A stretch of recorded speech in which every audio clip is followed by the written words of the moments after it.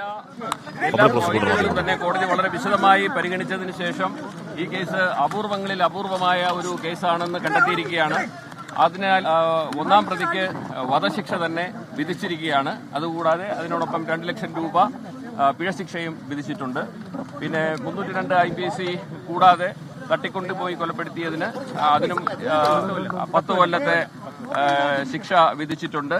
കൂടാതെ അതിന് 1 ലക്ഷത്തിന്റെ ഫൈൻ എമൗണ്ടും വിധിച്ചിട്ടുണ്ട്. പിന്നെ 328 അതായത് വിഷം കൊടുത്തതിന് 5 വർഷത്തെ തടവ് ശിക്ഷയും 50,000 റുപ്പീസ് അത് ഫൈനും ഇമ്പോസ് ചെയ്തിട്ടുണ്ട്. പിന്നെ 2 വർഷത്തെ തടവ് ശിക്ഷയാണ് ഈ 203ക്ക്, അതായത് പോലീസിനെ അന്വേഷണത്തിൽ തെറ്റിദ്ധരിപ്പിച്ചത്. അപ്പോൾ ഇതെല്ലാം തന്നെ A3ക്ക് 3 വർഷത്തെ തടവ് ശിക്ഷയാണ്, 50,000 രൂപയുടെ പിഴ ശിക്ഷയും. അപ്പം 201ന് അതായത് തെളിവ് നശിപ്പിച്ചതിനാണ് ശിക്ഷ വിധിച്ചിരിക്കുന്നത്. ഇതിലെ എമൗണ്ട് റിയലൈസ് ചെയ്യുകയാണ് എന്നുണ്ടെങ്കിൽ പിഴശിക്ഷ അത് കോമ്പൻസേഷനായിട്ട് മാതാപിതാക്കൾക്ക് കൊടുക്കാനും കോടതി വിധിച്ചിട്ടുണ്ട്. കേരള പോലീസിന്റെ ചരിത്രത്തിൽ ആദ്യമായിട്ട് വളരെയധികം ഒരു അപ്രീസിയേഷൻ ഈ കേസിൽ ബഹുമാനപ്പെട്ട കോടതി കൊടുത്തു. അത് വളരെ കേരള പോലീസിന്റെ അഭിമാനമാണ്.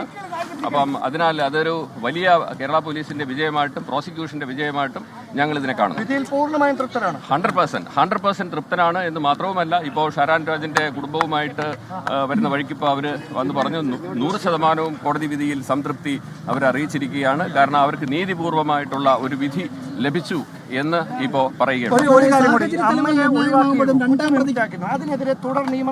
ഒരിക്കലും ഇല്ല, അതിന്റെ ആവശ്യമില്ല. ഒരിക്കലും അപ്പീൽ കൊടുക്കേണ്ട ഒരു ആവശ്യവും വരുന്നില്ല. കാരണം അതിന്റെ തെളിവിന്റെ അഭാവം എന്ന് പറയുന്നത് പോലീസിന് നൽകിയ കുറ്റസമ്മത മൊഴി അല്ലാതെ മറ്റൊന്നും തന്നെ അവർ തെളിവ് നശിപ്പിച്ചതിന് ലഭിച്ചിട്ടില്ലായിരുന്നത് കൊണ്ട് മാത്രമാണ് കോടതിക്ക് അവരെ വെറുതെ വിടേണ്ടി വന്നത്. ഈ ജ്യൂസിൽ വിഷം കൊടുത്തത് കുറ്റമാണ്, അത് കോടതി കണ്ടെത്തിയിട്ടുണ്ട്. പക്ഷെ അന്വേഷണ ഉദ്യോഗസ്ഥർ അല്ലെ പ്രോസിക്യൂഷൻ അക്കാര്യം ഉന്നയിച്ചില്ല എന്ന് കോടതി പറഞ്ഞു. അതെ, അതായത് ഈ നേരത്തെ 22/8/2022 ഇതേ സമാനമായിട്ട് ജ്യൂസിൽ വളരെ ഹെവി ഡോസ് ഓഫ് പാരസെറ്റമോൾ കലക്കി ഒരു ശ്രമം ഈ ഒന്നാം പ്രതി ഷാരോൺ രാജിനെ കൊടുത്ത് വധിക്കാനായിട്ട് ശ്രമിച്ചിരുന്നു. പക്ഷേ ആ ശ്രമം പരാജയപ്പെട്ടത് ഷാരോൺ രാജ് ജ്യൂസ് തുപ്പിക്കളഞ്ഞത് കൊണ്ടാണ് എന്ന് കോടതി കണ്ടെത്തി. അപ്പോൾ തീർച്ചയായിട്ടും ഇതിനു മുമ്പ് ഒരു കുറ്റകൃത്യം നടത്തിയ പ്രതിയാണ് എന്ന് കോടതി അത് വിലയിരുത്തുകയും അത് ഈ പരമാവധി ശിക്ഷ കൊടുക്കുന്നതിലേക്ക് മറ്റൊരു ഗ്രൗണ്ടായിട്ട് ഒരു അഗ്രവേറ്റിംഗ് സർക്കംസ്റ്റാൻസ് ആയിട്ട് കോടതി കണ്ടെത്തുകയാണ് ഉണ്ടായത്.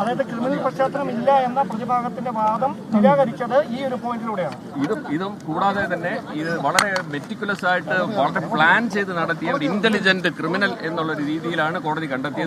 ഒരു ഡെവിളിഷ് പൈശാചികമായ മനസ്സിന് ഉടമയാണ് എന്ന് പ്രോസിക്യൂഷൻ വാദിച്ചതിനെ പൂർണ്ണമായിട്ടും കോടതി അംഗീകരിച്ചും കൂടെ കൊണ്ടാണ് ഈ ഒരു ശിക്ഷ വിധിച്ചത്, വധശിക്ഷ വിധിച്ചത്. Thank you very much.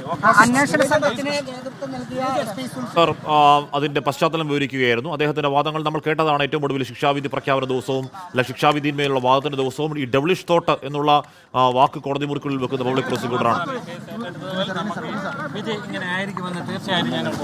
അതിസങ്കീർണമായ case അതിനേക്കാൾ സങ്കീർണ അവസ്ഥയിലൂടെ അന്വേഷിച്ച് അഭിനന്ദനമെന്നും കോടതി. Thank you very much.